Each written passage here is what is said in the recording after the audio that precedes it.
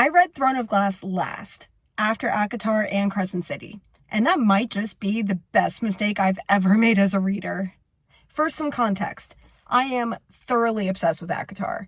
Like, as soon as I read it for the first time, I was hooked.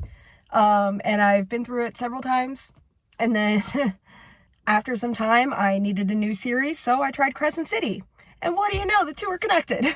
So, I tried making some short content on Lemonade and TikTok and all the things, and the internet, understandably, refused to engage with me until I finished Throne of Glass. So, that's what I did. With that said, Sarah Maas is not a fantasy writer. She is a romance writer. That is very clear, and that is what I'm here for. I'm not asking her to be Tolkien. I'm not asking her to be R.A. Salvatore.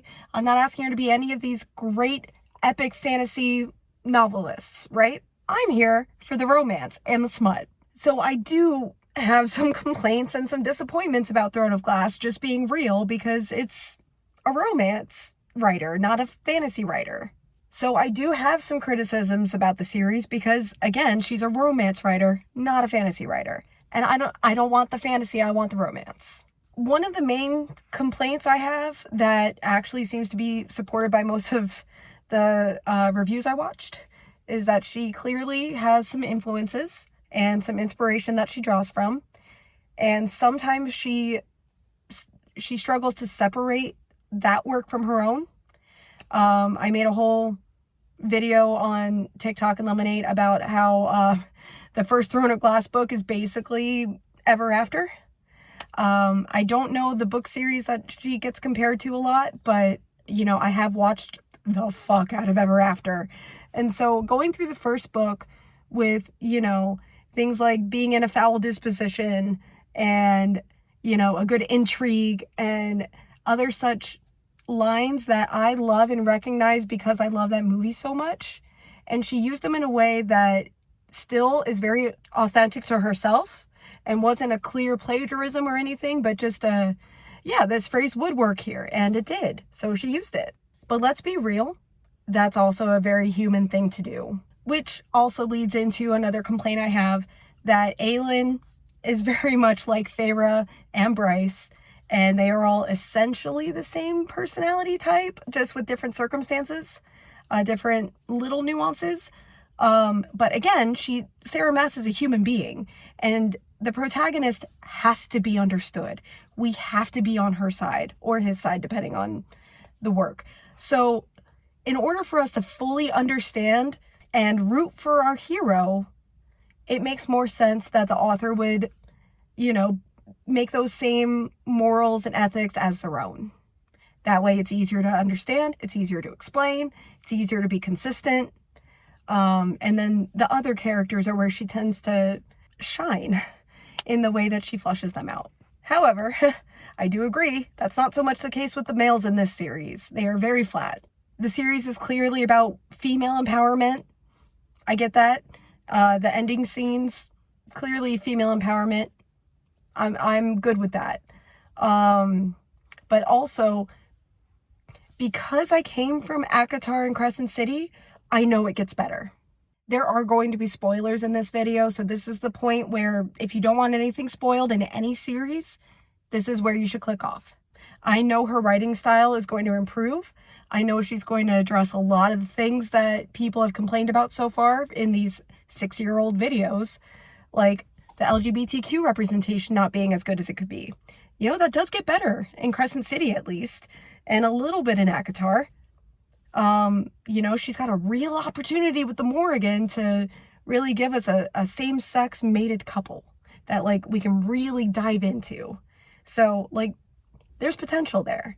And Rhysand is so well formed that he's not nearly so flat as, Rowan and Dorian and Chaol.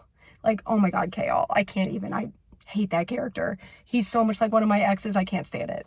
But anyway, so one other thing I was disappointed by is that the stakes weren't ever really real except for the 13. In ACOTAR, we have very real potential death scenes. And regardless of how they play out, because I don't want to spoil that series for anyone, the stakes were real. I was bawling several times, like ugly crying over a lot of the things that were happening in ACOTAR and again in Crescent City, aka Lahaba comes to mind.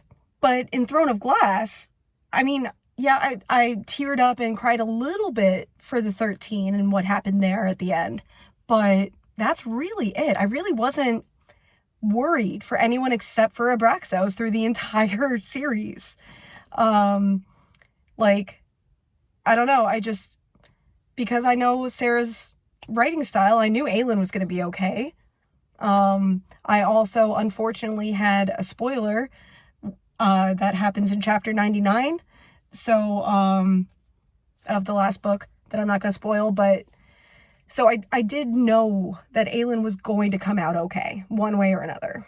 And then Rowan was never really put in danger. He was just under the illusion magic, and those stakes weren't even all that real because, you know, what's her face came back from the dead. I keep wanting to call her Lydia. I don't remember her name, which also, that's its own point. So, which, by the way, given all of the mating bonds that we've been exposed to so far, how does Rowan not know that Aelin is different than the person he thought was his mate? That the first time they had sex, you know, and they did the whole I'm yours, you're mine thing, right? How is that not drastically different from sex with his mate?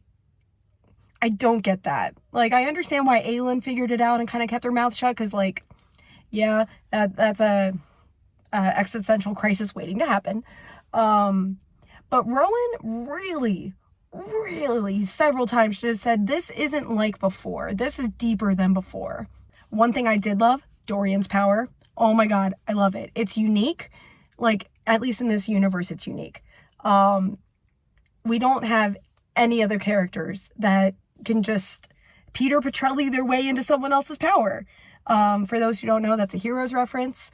He does what Dorian does. He can mimic other people's powers as soon as they're attached to or exposed to them. So kind of like a wizard in D&D, capable of anything. He's just got to learn the spell first, and then he can do it forever. I'm sad that that didn't pay off in any way. Like, we got some shape shifting, but that was it. Like, he can do illusion magic. He can do fire magic. He can do all sorts of things that everybody else in the series can do. Like, imagine what he can do now that he's been exposed to Manon. Like, that's a lot of power that he has access to now. But all we got was pretending to be a lead. It feels like that was seriously underexplored and underutilized. But maybe it'll lead to something in one of the new books that one of the other characters has that same power and we can play with it some more. Okay, here is a question I have. Why is it that when Erawan falls, all of the Valg soldiers fall? Like, aren't they all independently willed here? Like, the princesses are all their own individual entities, and the princes are their own individual entities, and they're here of their own free will, and they're possessing their vessels and whatever. So why is it that if Erawan is killed, the rest of them are killed? That doesn't make any sense to me. Like, not gonna lie, I did ask, you know, AI about it because, again, the internet won't engage with me until I finished everything. Understandably, but I didn't need to get this figured out. So AI suggested that maybe they were just tied to his will somehow, but, like, that was never explicitly stated. So I don't really understand how killing Erawan solved their entire problem. And on that note, I do love the Valg as a villain race. I think they were great, especially Maeve, because she's not even, like, classically evil. She's more of a lawful evil, and I love that for her. Which, again, goes back to the whole, the females were much more well-rounded than the males were, and it shows even in the villains, but still, Maeve is a great villain. Sorry about that, my phone storage ran out, so picking back up where we left off. Maeve is a great villain. As I said before, she's lawful evil instead of just straight up evil, and that's fabulous. You don't get to see that very often. She's not just inflicting pain because she wants to, she's actually got a reason for it. She doesn't want to kill off anyone that she doesn't have to. She doesn't want to destroy the world. She doesn't want to do anything more than just continue what's already there. And that is a really interesting motivation for a villain. Like, she's just trying to be left alone in this nice little world she found, and she likes how things are going, and it just sucks for her that her in-laws are there. Everything she does is just to preserve what she's built, not to take more, not to expand. And that's actually really awesome for a villain motive. I also love that through Maeve, we actually got to see Rhysand's power in the recipient. Because Aelin, like, she got to really experience those illusions and think that they were real. And given the way that she really flushed out the memory of, Aelin and Rowan actually meeting for the first time at 20 and, knowing instantly that they're mates and all the things, right? I could put myself in Aelin's position and see that reality and cling to it.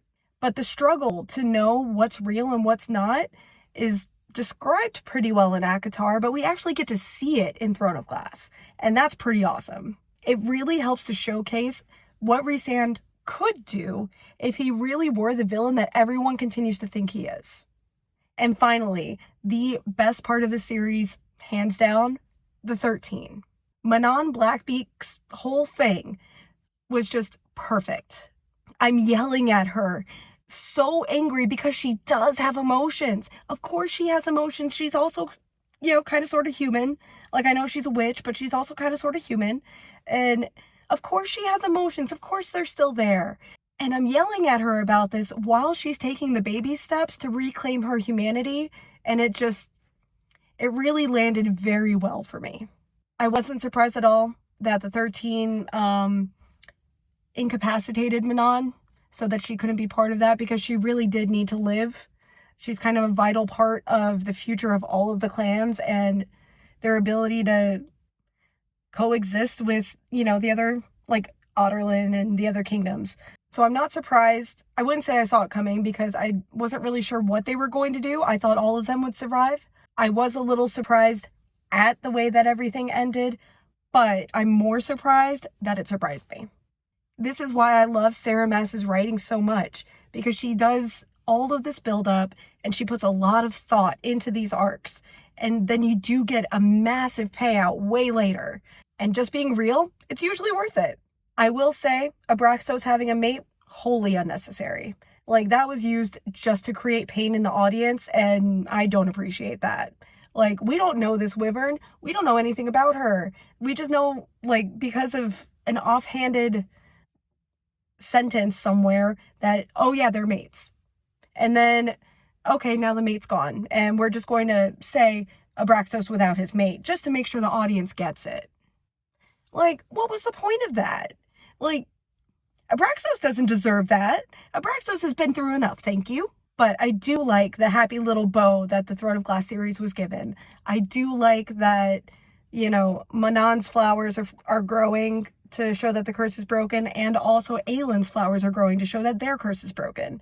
Like, it's a nice little balance, and it really allows the audience to assume all sorts of great futures for them. So I am actually on board with that. I'm not disappointed in the ending so much. I'm disappointed because I know that her writing gets better from here. And that's why I'm grateful that I actually waited on Throne of Glass until the very end, because everything about this has just been getting ready for the next ACOTAR book.